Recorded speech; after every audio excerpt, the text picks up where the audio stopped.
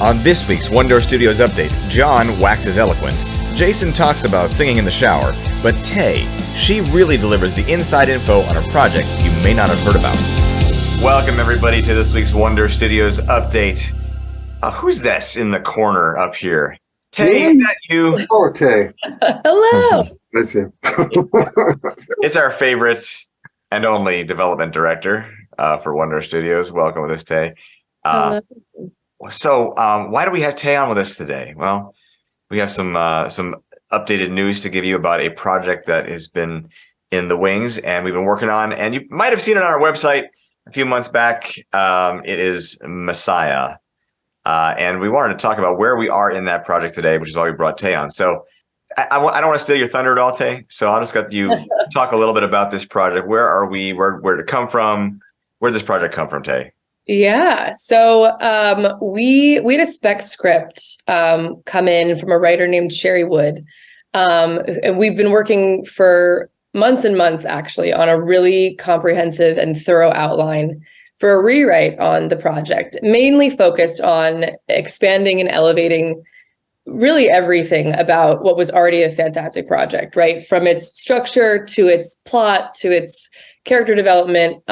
We just really wanted to fine tune and expand on what was already there. And so the reason that the update is coming now is that as of this week, officially, Sherry is scripting. She's officially writing the script, which is very exciting for us. Right. Awesome news.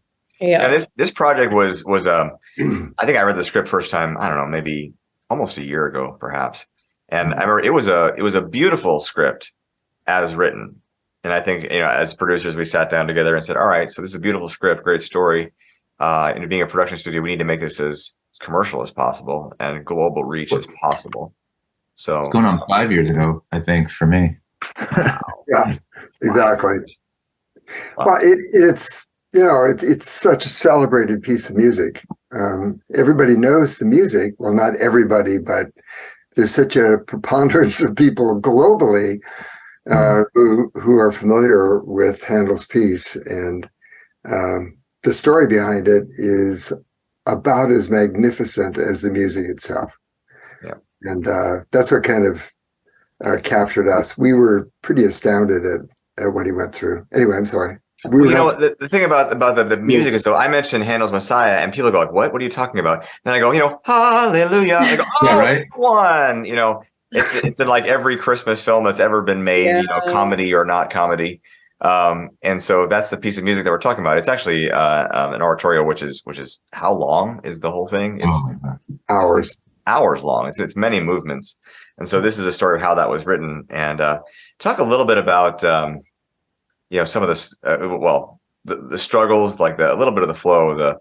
Yeah, I mean, I'll just tell them a bit about what it's about. And what's funny is, Stephen, to your point before about Handel, whatever, when I had first read the script and all that, I wasn't really a big classical music person. I didn't study any of that myself. And so I was kind of like, well, I don't know, like, are people going to know this? So then I texted like 15 random people, all ages, like my age, older, all of it. And all of them knew who this man was. All of them. And the ones that I think there were maybe two that were like, oh, is it music? He's music, right? And I was like, what? And then they'd be like, yeah, he wrote Hallelujah. And I was like, okay, so everybody knows this man except for me. It's actually what's happening. You're not alone. You're not alone. Yeah, but I know we envision this as being a very beautiful, very meaningful historical drama. And it follows the life of, as we said, George Frederick Handel, who was a British German composer.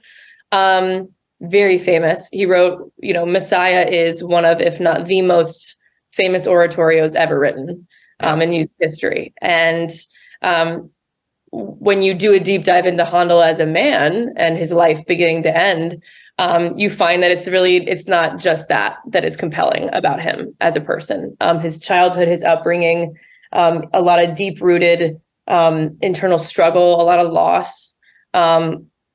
Just a man constantly on a journey, both personal and professional, and who was driven by this need to succeed, but also just to bring the magic of the music inside of him to the world. And he did it. And our story will take place when he lived, which was the 16 and 1700s, and includes, this is kind of a special little thing, but it includes not only the life of Handel, but also the life of what seems to be an unrelated poor Irish family. And at the time, Britain was obviously engaging in war against Ireland. And we will get to experience how, in the most unexpected and beautiful, meaningful ways, this Irish family in a different country than him, their lives intersect, So we're very excited to share this one with you guys. And I don't want to. Yeah, on that.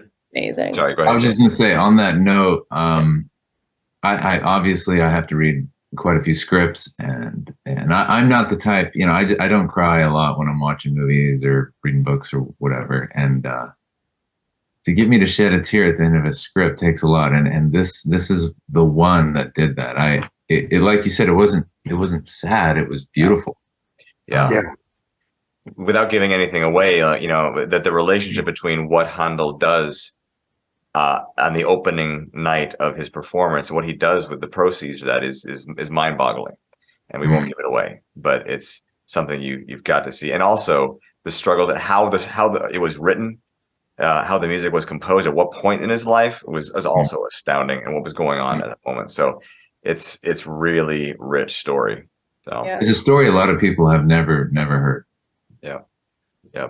Well, and the idea of incorporating, the writer wrote this Irish family. It's not that element is necessarily documented. It's that when we knew what Handel chose to do at the end, Stephen, as you mentioned, I think it was with the proceeds and all of that, we realized just how beautifully those things could connect, and how you could make a story that the outreach was just bigger than what we could have ever imagined, Yeah. And so she's writing the script, and what's the deadline or the time frame for the script? Yeah, so it started this week, and we're expecting to have a draft probably before the summer, late spring, early summer. And so how can you guys get involved in this project? Currently, we're still getting our reggae approved on our website, and it will be through ONEDOORStudios.com. And our projects, and the Messiah project is there available too. Pretty soon we'll have a express interest. We have an express interest right now, but we have another where you can actually begin to actually put finances into it. And then when our reggae is approved, you could be full-on investors into the development of that project, just like people came in for Calculated and for Sequels. And Sequels will be reopening too as well soon enough once that reggae is approved. I'd love to give you a time frame on that, but SEC has been a little bit slow. So we just want to draw the curtain back and share a teaser about this, and no one more appropriate than the person who's been working so closely with screenwriter through this. But Tay, I must say, and it just occurred to me that I was not expecting to be as moved by the music this last Christmas. I found myself kind of last minute, all at once, in a choir performance of just part of the Messiah. And as typically happens in these, maybe you've been involved in these as well once in a while, the conductor at a certain part of the refrains that are most famous will turn around and allow the congregation, conduct the choir and the congregation at the same time.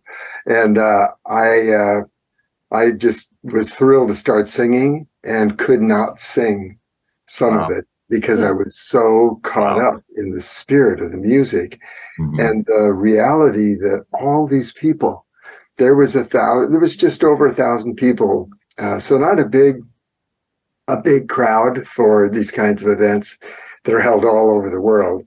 But it was that these people, these pretty much strangers that were there, we had this thing in common among us, and it was the spirit of this music, and it was so inhabited, all the people there, that I was just, oh my gosh. But that is exactly what we as producers were focused on. If we can bring this spirit through this motion picture, if we can discover what happened in Handel's life that brought him to this point and had this genius and inspiration.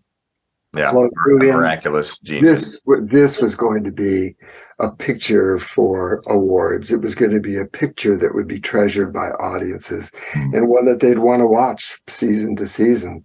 And we wanted to take that on. It's no small feat.